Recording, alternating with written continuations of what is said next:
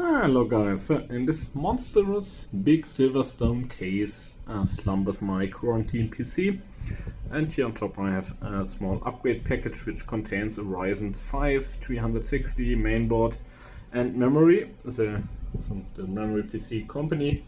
I bought it myself. There's no sponsorship here because my channel is way too small. So actually let's talk about the system. We did some upgrades which I didn't document, but I was quite surprised about the efficiency. We did them in the last quarantine. So this is an i5-750 CPU from mid-late 2009. Quite specific, quite clear. My brother, from which I got this, bought it back then, but it has been in the family for I think, yeah, even for about 6 years now, and yeah, it's probably from 2010 to 2009, and we gave it some additional memory. Then I asked around, and my little brother had a Radeon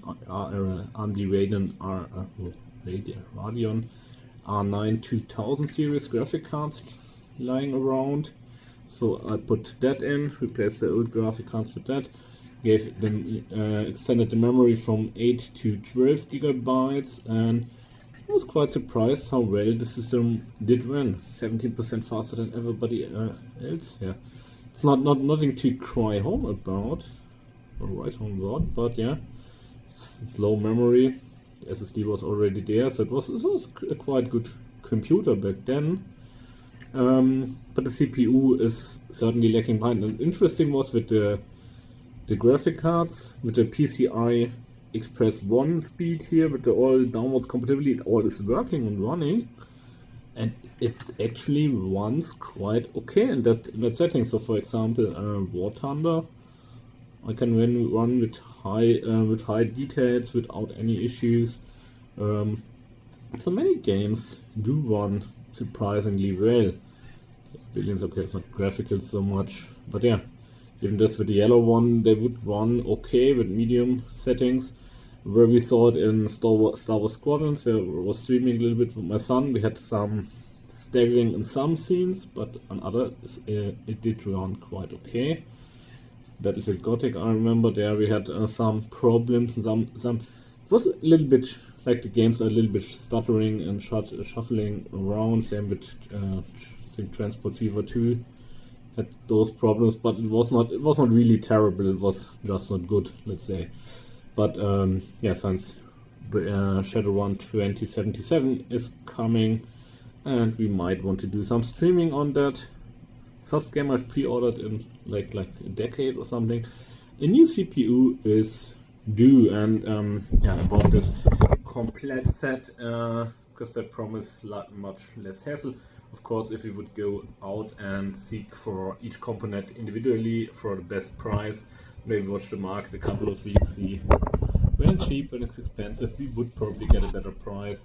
I think at least 10 to 20% less than the complete set is.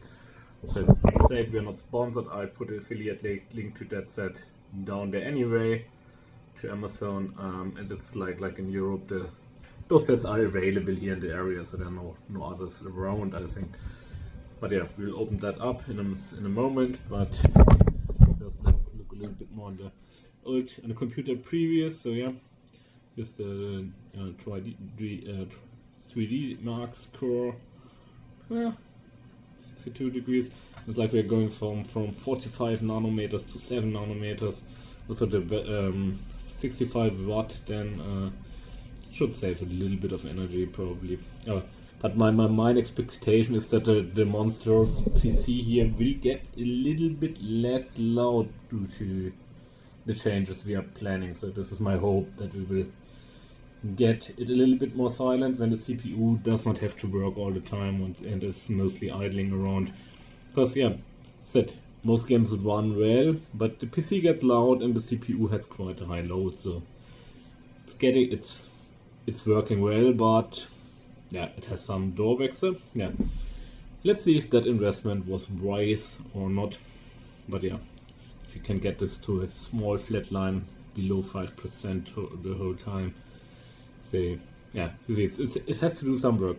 I also got it with memory, so maybe we get something else. But I think that the huge epiphany from the system here is really, do you need a i7 all the time, or the new CPU? It's like this 10-year-old thing is doing quite well. So because I for a while I was thinking like, oh yeah, you need the i7, you need the fastest memory, you need the fastest SSD, and in the end, I'm not so sure anymore. So I've seen many videos in the recent time, but this is from my own experience now. You probably don't need this all the time. And yeah, it's like the same which like in professional sports or race car driving. The last couple of percents of performance are extremely expensive. To a certain point, you can go quite cheap and get amazing results. And I think it's like here in the setup with a full HD 23-inch monitor. I think for me the real benefit of having like 3 monitors and I'm not quite sure like a much higher resolution.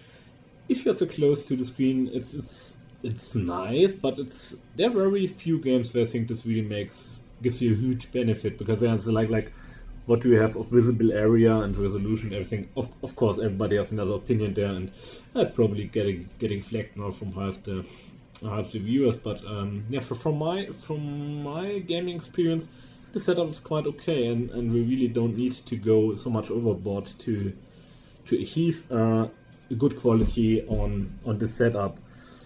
And I think that the only useful scenario where I really think a higher resolution is much beneficial is like if you go into virtual reality, and that's still not so much of a thing, I think, for most people. And then don't forget that many people get motion sickness and can't do it at all. So but let's open up the PC, then open up the box, see how the package went, and yeah, we'll try to upgrade this thing, and hopefully we won't break anything. Oh yeah, one important thing I almost forgot: if you do such a major change in your system, you should check if you need your Windows key and activation data. In most cases, like here, you only need to connect it to your Microsoft konto, and then it should work fine. Other cases, there's usually a sticker on the computer, and yeah, if this would not be readable or something, you might need to check this beforehand. But in the worst case, you could probably just build back your old system and launch that again. But yeah, it's all trouble we can probably avoid by checking previous, and if it's in a Microsoft account, it's activated in a Microsoft account, you only need to log in with that account to avoid such kind of problems. So I ended up with some activation troubles after all, and actually it's another case of just do what is written on the screen, because it showed that we need to reactivate with this error code here. Then we got for the problem solution, selected, oh, we have changed the hardware, and then said, oh, no connection to the server, and please reconnect your Microsoft konto or try it later. And actually reconnecting the Microsoft konto was the solution, which worked in the end, but it's not so easy in the current Windows 10 installation. So like what I needed to do was create a local konto, a local account for the computer, log in with that, and then connect my Microsoft konto once more, and afterwards the activation process went and said, are you on this computer? Yeah, this is the computer, and now the activation is done and over. But yeah, that was a little bit nerve-wracking after all, and took me a couple of hours, because I tried calling Microsoft support and everything, and on a Sunday where I ended up in India somewhere, which was and then my phone call was just dropped here. No fun at all, yeah, but now it should be done and over, and I'm quite happy with that. So here you see the system opened up. I took pictures of all the connectors here.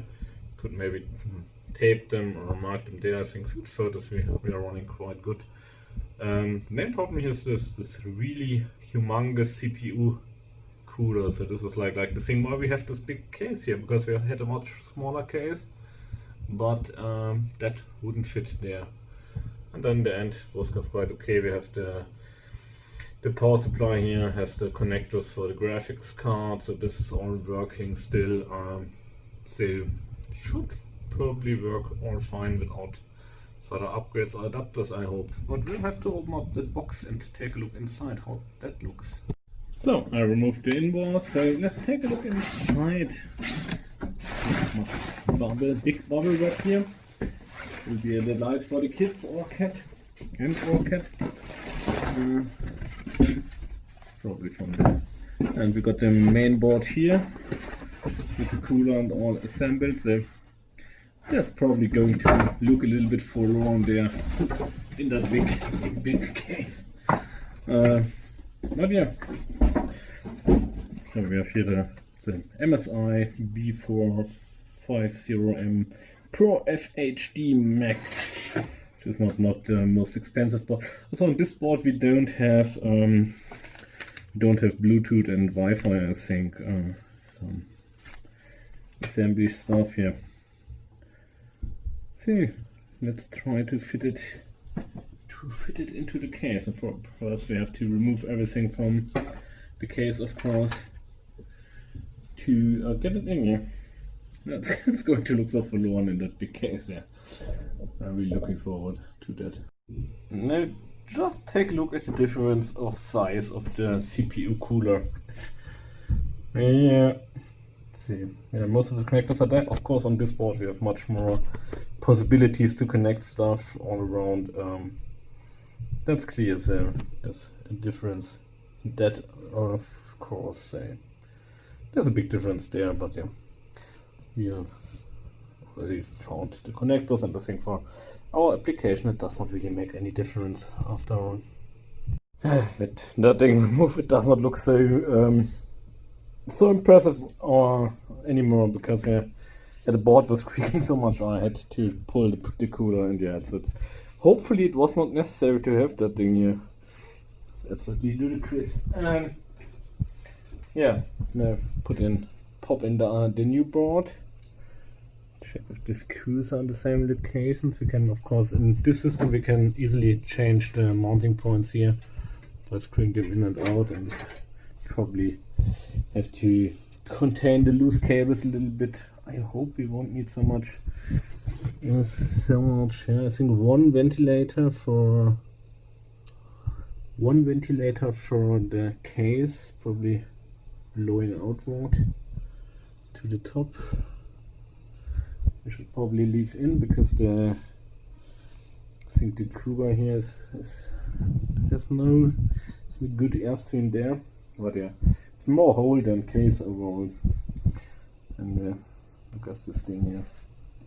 And yeah, if you are not thinking about stopping smoking for your lungs, you could do it for your computer.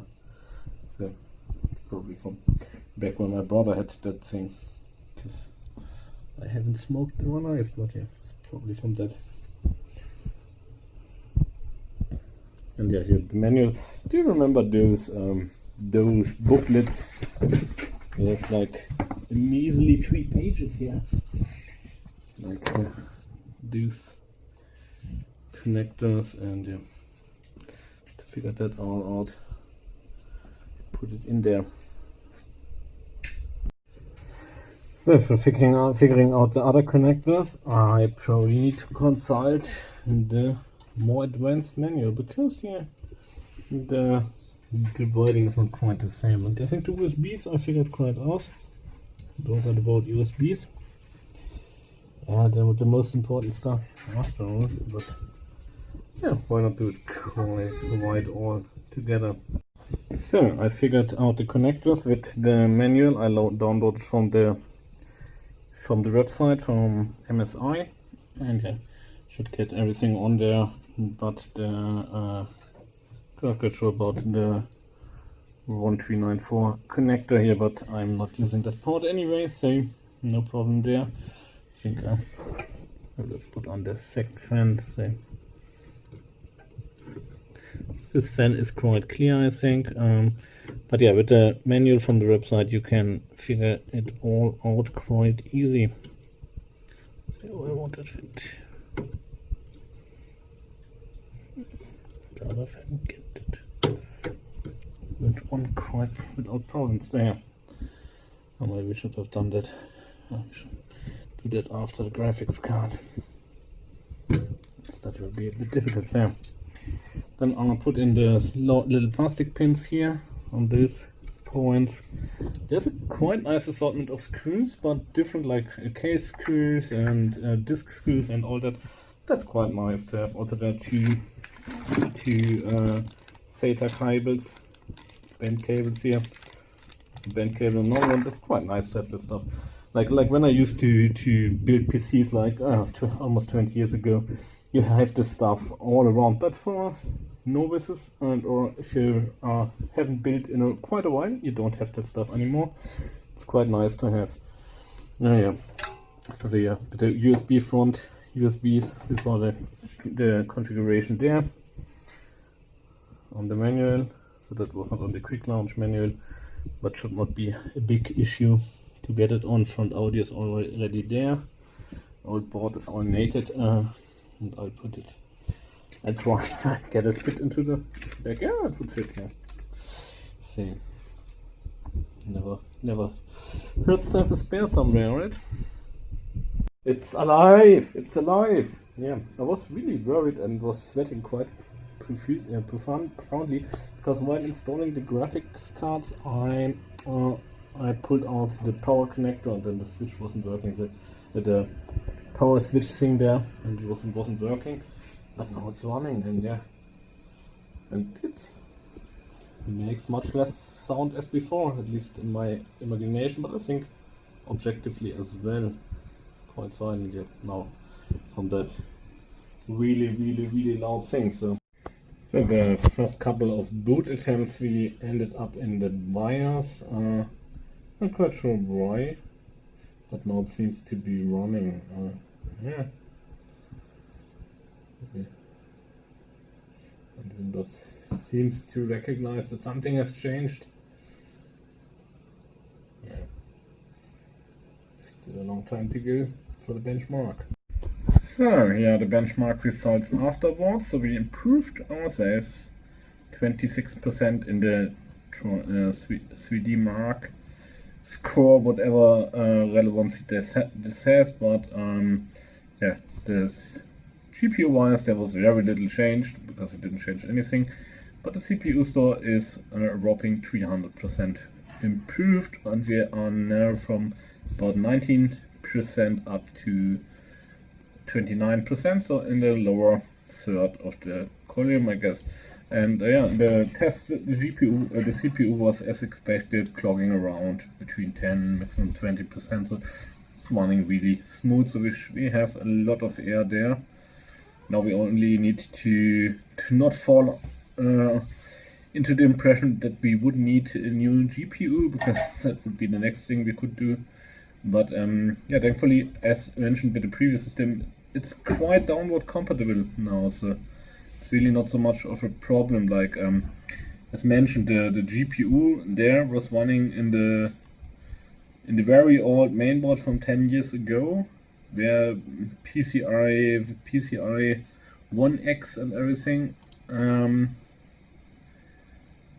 Yeah, I'm not quite sure if anything changed there, but it's just the same performance as before, so no change there. But now we have to go into a round of Star Wars Squadrons, because that was where it was really lagging, especially the prologue mission. So we'll have to run that once more to see if there are any problems there still. Yeah, this was much more laggy before, I think, especially here with the marching persons and stuff. It was really hard to get into the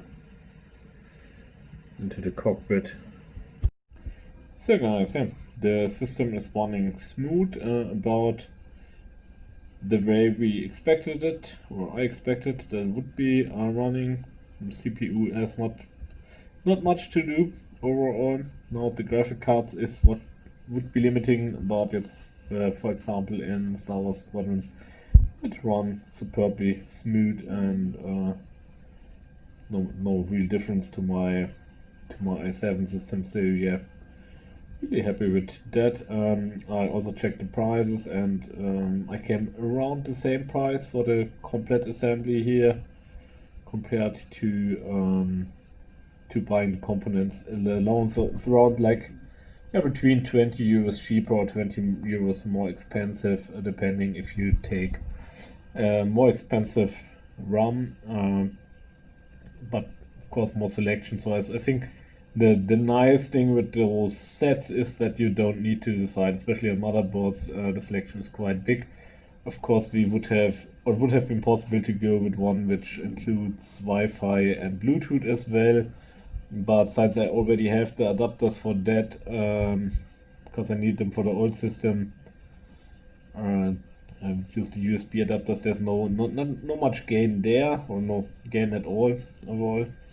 So it's not really a thing we need.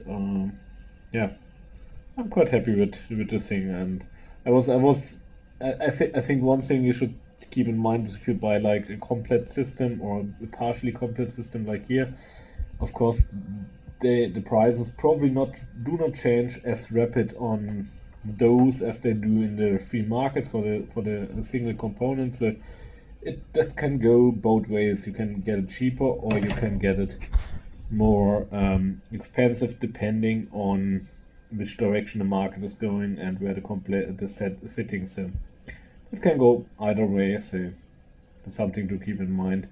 You can make a good deal, or most of the times you can be able to get it at like 10-20% cheaper, especially if you have like special promotional stuff going on or something. Or yeah, but as I said, or as I wanted partially to prove, you can go quite far with old components. So it's really I wouldn't go for too much, take too much money in the hand there, because yeah, like the 11-year-old CPU was quite okay, and I think if it wouldn't have been for Star Wars Squadrons and Cyberpunk 2077 coming out, I would have probably kept it for maybe a year longer or something. Say, and yeah, now if another game comes around which makes problems, we may need to exchange a graphics card, and then we maybe need a new power supply as well. But yeah,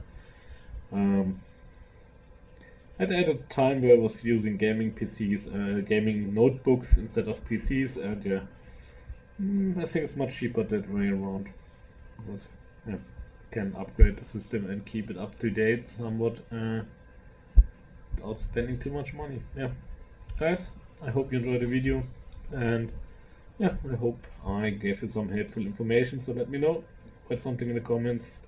Don't forget to subscribe. Yeah, I'm really happy to hear from you guys. Bye bye.